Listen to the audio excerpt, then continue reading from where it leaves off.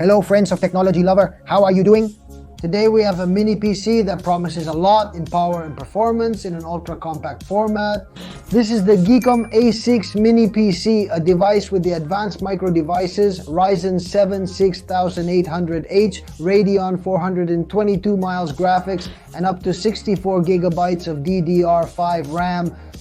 Will it be an ideal option for productivity, gaming, and creative work? Let's find out and get to know it in today's video here on TechGround. Before we start with the unboxing, let's talk a little about Geekom. And this brand has positioned itself as one of the main manufacturers of mini PCs, offering powerful, compact, and versatile devices. With their philosophy of innovation, they aim to bring the best performance to a small form factor, ideal for those who need power without taking up much space. And if you like this kind of content, don't forget to leave a like, subscribe if you haven't already, and turn on notifications so you don't miss any of our videos. Let's proceed with the unboxing to show you the contents of the package. Inside its box, we find a white box, simple and elegant. As we're used to with many Geekom devices, inside we find the mini PC, this Geekom A6, a power adapter, an HDMI cable, a VESA mount to attach it behind the monitor or our desk, and the user guide with a thank you card from the brand. With the device unboxed, let's begin by discussing its dimensions. And it actually has square dimensions, with a height of 11.24 centimeters, a width of 11.24 centimeters, and a thickness of 3.7 centimeters. With an aluminum alloy finish, it weighs only 436 grams. A lightweight, compact device with a design that allows you to carry it and take it wherever you want, and have a portable setup in a very comfortable way. As I was saying, thanks to its square size, we'll have a clean setup. We can have a pretty organized desk. And of course, it has a very minimalist and very elegant design. It has a silver finish all over the device, combining perfectly with the black on the back and the bottom. In terms of design, on the top we find the brand name engraved. On the front there are two USB Type-A 3.2 ports, one of which will also provide power output. A 0.137 8 inches mini jack input and the computer's power button. On the right side, right edge, however you want to look at it, it depends on how you see it. We find a secure digital card reader and micro perforations for heat dissipation, just like on the other left edge. We have a very symmetrical design, as I mentioned, quite beautiful, very elegant.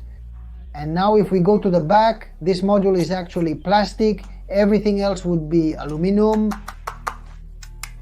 This part would be made of plastic. We also see a ventilation grill. As for connections, from left to right we find the barrel type power input. A third generation USB 4 port that will also provide power output and has a maximum connection speed of 40 gigabytes per second. Below we see an HDMI 2.0 port followed by the RJ45 with a local area network connection of 2.5 gigabytes per second. Next is a USB Type-A 3.2 port, and just below it another USB Type-A 2.0 port. And finally, we have a module similar to the one at the beginning with a USB 3.2, but in this case, Type-C. This will give us a maximum connection of 10 gigabytes per second and also power delivery. It will provide power, and below, HDMI 2.0. And this device has a lot of inputs and outputs already, since it is capable of outputting images to up to 4 monitors simultaneously with a maximum resolution of 8000. At the bottom, we see the plastic cover with 4 non-slip pads so it doesn't move around. On the desk, and the 2 cavities for the screws, to be able to attach the VESA plate and place it behind our monitor or on our desk. Honestly, it's really good of Geekom to always include these kinds of mounts so we can choose where we want to install our device. And well, let's talk about the internal part, the brain of the device, since it has a Ryzen 7D processor. The 6800H with 8 cores and 16 threads with a maximum frequency of 4.7 GHz. As for graphics, it has an integrated Radeon 422 miles, perfect for playing light video games or for video editing, which can get us up to 4000. We'll talk about that later, but obviously it's not a dedicated graphics card and we have that limitation. This version comes with 32 gigabytes of RAM, expandable up to 64 DDR5. 4,800 metric tons per second. And of course 1 terabyte NVMe peripheral component, Interconnect Express 4.0x4 connections that we will have available with ultra-fast speeds. Here we leave you now with some performance tests we've done, both for the graphics card and for the processor itself. With Geekbench, with Cinebench, and of course, disk read and write tests with Crystal Disk Mark. We'll leave the results and score achieved by the Geekom A6 here for you to see. And finally, I forgot to mention that it comes with Windows 11 Pro. Honestly, that's a really good point for the brand, and I should also add that Geekom, all of their products, I'm talking to you about this one. Specifically, they are subjected to resistance tests, such as vibration tests, drop tests, charging cycles, port temperature tests, noise tests, or even radiation tests. To assure users that they are buying a device that has been tested and is quite resistant to any kind of problems that may arise. It is true that you don't hear any strange noises. These are very well finished products with a very streamlined and compact design. And now I'll tell you about some of the tests we've carried out. And when it comes to multitasking for normal daily work tasks, being able to use Excel with me or attend different meetings, watch videos on YouTube, just everyday tasks. It performs very well, very smoothly, without delays or overloads that might occur when switching between Windows and more demanding processes. Now, about editing, for example, I've tried using Lightroom.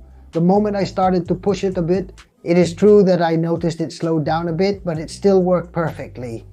For photo editing, the video editing program took it to Premiere, and I had previously installed DaVinci Resolve, which is usually the tool I work with, and it opened it for me. At first everything was fine. I loaded a project, but it crashed. It wasn't able to handle a project. I imported in 4K, but it couldn't play the videos. I opened and saved a project, loaded a 1080p video, and it crashed. I'm unsure if it was a hardware or software compatibility issue, but initially it said I could install it before giving me that error.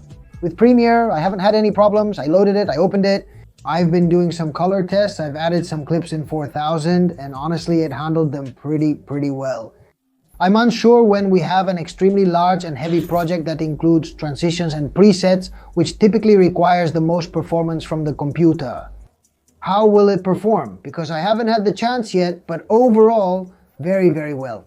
As for video game titles, I've tried Fortnite and FIFA. Working at 1080 or even the maximum resolution of 2000, which is what my screen allows. 30 frames, 25, sometimes 40. In Fortnite, I ranked up a bit, I did more or less well, but anyway. And in FIFA, I did have to lower the resolution to 1440 because at 1920, honestly, it was getting pretty laggy for me. It's a computer for playing casual games, it's a powerful computer for running certain games, but not for playing some titles. AAA games requiring texture loading. Open world games like Fortnite, FIFA, Call of Duty, or similar games. Not to mention going for an Elden Ring or some heavier games. At first I got a really good impression. It's a device that I could use for my day-to-day work, but not for tasks that require higher performance, like I mentioned, large-scale editing, professional video, or photo editing. It's pretty good for playing video games. It's very quiet. You can also see here that it's when the fans start blowing at 60 or 70 decibels. At most, it's not very loud. When playing without headphones, you can hear the device blowing just enough to not be disruptive, which isn't noticeable with headphones on. Annoying. Obviously, it comes with Windows, but it's also compatible with Linux and Ubuntu, so we can also create partitions, expand also the storage, as I mentioned before, the RAM. And well, we have integrated graphics that aren't the best in the world, but they're good enough for certain tasks. And after testing it, we can say, in short, my personal conclusion, that it's a very lightweight device, very portable, very compact. The truth is, with a pretty premium finish, with lots of connections, so you can be on several screens at the same time. And it's going to offer us the option and the possibility to take our setup wherever we want. Since it's very small, very light, and has quite acceptable performance, its price on its official website is 499 euros. So we'll have a device with features very similar to a Mac Mini, but for half the price and much more portable. Of course, we'll need peripherals. It's not a laptop, but just so you know, that's the price. And that's it. I'd like to read in the comments what you think about this Geekom S6 and whether you would buy it or not. Are there any peculiar features you've noticed about this range of devices? Do you like mini PCs? Do you have one at home? Any questions you have about this device? I want to read all your comments. Ask me any questions you have in the comments, and as always, leave a big like. If you enjoyed this content, subscribe if you haven't already, and turn on the notification bell since it's free. And you help us a lot to keep making this kind of content. Of course, thank you for watching this video, and we'll see you in the next episode of TechGround. See you soon.